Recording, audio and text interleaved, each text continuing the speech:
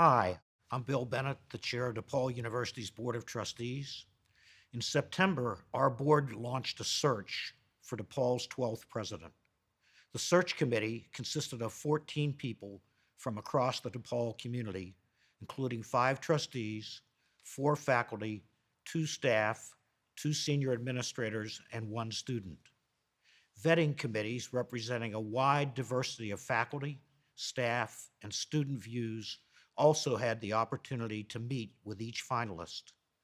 Altogether, we conducted an extensive international search, and I'm pleased to report the board unanimously approved the appointment of DePaul's 12th president.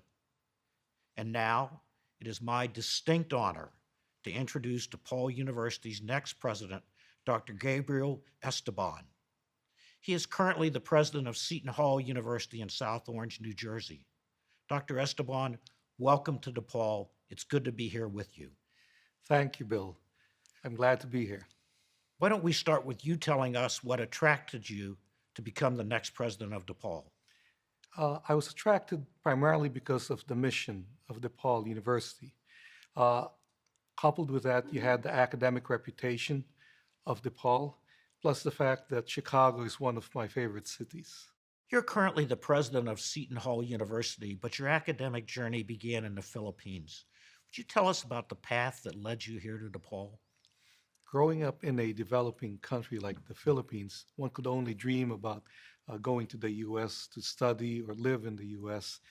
We were fortunate in that both me and my wife were able to get scholarships to study in the U.S. First me in Hawaii, then both of us in California. So after I completed most of my work towards my degree in California, I started to teach in a small town in Texas. And I thought I'd be a professor most of my career. I was asked to serve as an administrator, and I couldn't say no. But I also realized that there were people who knew more about things or were smarter than me. And I made it a point to make sure that I outworked everyone. So that became my mantra.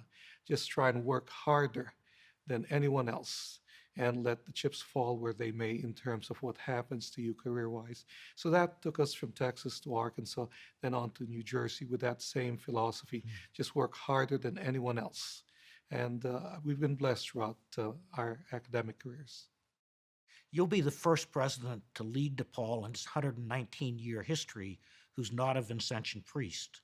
How do DePaul's Vincentian and Catholic values resonate with you? I think the mission, which it talks about having a very public mission to serve certain groups, for example, in this case, the poor, the marginalized, lower income, you have the immigrant population. That's something which is near and dear to not just my heart, but my wife as well.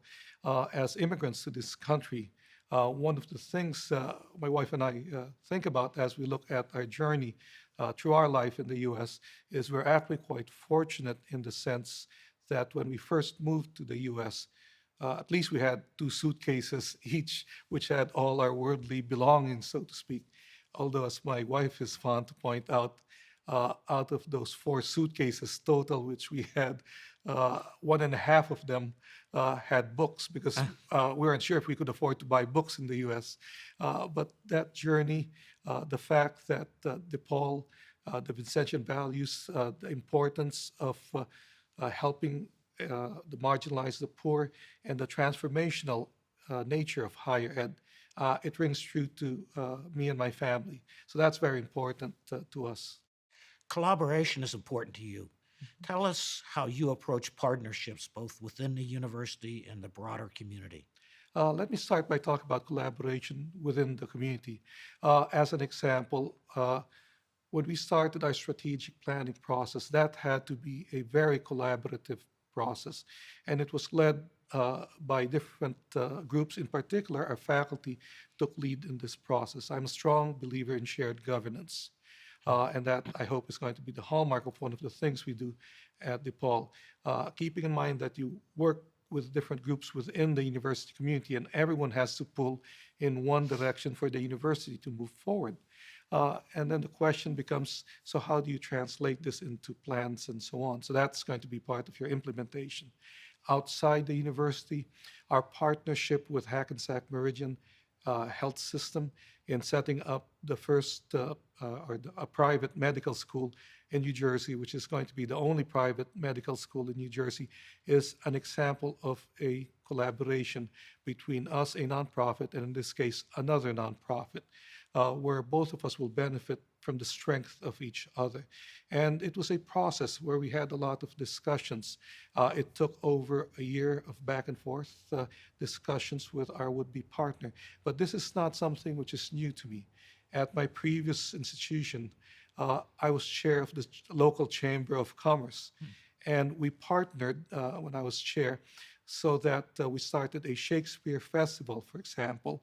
And the office of our director for the Shakespeare Festival was in the chamber office because we thought it would be helpful that we had that partnership. So collaboration with the business community, whether they be for-profit or nonprofit, I think is essential. And being in Chicago, I think this is great from DePaul's standpoint, from my standpoint, to be a integral part of Chicago. What can we expect from you as a leader? As a leader, you're going to find someone who listens, who believes in shared governance, but you'll also find someone who once we make a decision, once a decision is reached, I expect us to move forward very quickly. You'll also find someone who believes that coming to work should be fun, should be a joy. I enjoy going to work. I expect people who I work with to enjoy coming to work. I believe in setting priorities, both personal and so on. And I think when you get to know me, you're going to find out I have certain weaknesses, Bill. Okay? And I think I gave you some indication my weakness is food. But I think you're going to find me as a leader is someone who you're going to enjoy hopefully working for, someone who listens, who'll make decisions and move forward. When will we see you back on campus? Where I have to work through the transition at Seton Hall, so officially I start on July 1st. Between now and then, most of my focus will be on managing that transition as they look and decide what to do with regards to presidency. One last question. We hear you used to play basketball. Will we ever see you shooting hoops with DePaul's basketball teams? I used to shoot quite a bit of hoops. That was my passion when I was younger. And even now, I'd go to the gym once in a while when no one's there, obviously, to shoot a few hoops just to make sure I don't make a complete fool of myself. Maybe someday, but I keep in mind, I'll paraphrase a saying. I'll say that the mind is willing, but the flesh is weak in my case. So we'll see. Dr. Esteban, on behalf of the DePaul University community and the Board of Trustees, we thank you. We look forward to working with you. And again, welcome to the DePaul family. Thank you, Bill.